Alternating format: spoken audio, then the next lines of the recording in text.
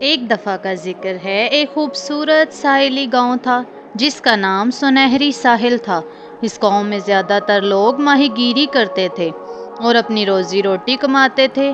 اس گاؤں میں دو بہترین دوست تھے، زین اور عمیر، جو ہمیشہ سمندر کے کنارے کھیلتے تھے اور مہمات کی تلاش میں رہتے تھے۔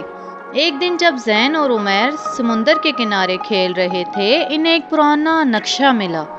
نقشہ دیکھ کر ان کی آنکھیں چمک اٹھیں۔ نقشہ ایک بڑے خفیہ جزیرے کا نشان تھا اور اس پر لکھا تھا سمندر کا خزانہ۔ دونوں دوستوں نے فیصلہ کیا کہ وہ اس خزانے کو تلاش کریں گے۔ زین نے کہا، عمیر، یہ ہماری زندگی کی سب سے بڑی مہم ہو سکتی ہے، ہمیں تیاری کرنی ہوگی۔ عمیر نے جواب دیا، ہاں زین، ہم اپنے ساتھ کھانے پینے کا سامان، پانی اور کچھ ضروری اوزار بھی لے کر چلیں گے۔ دونوں نے جلدی جلدی تیاری کی اور اپنی کشتی میں بیٹھ کر جزیرے کی طرف روانہ ہو گئے۔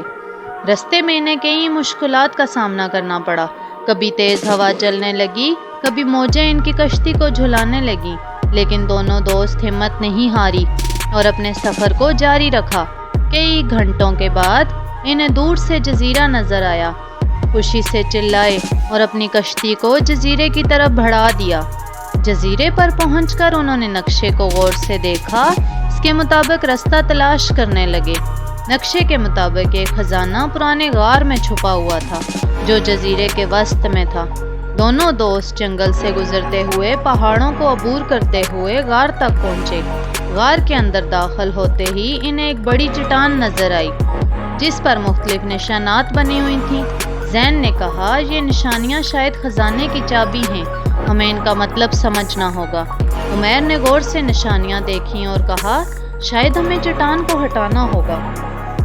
دونوں دوستوں نے مل کر چٹان کو ہٹانے کی کوشش کی۔ چٹان جب ہلکی سی سرکی اور ایک دروازہ نظر آیا۔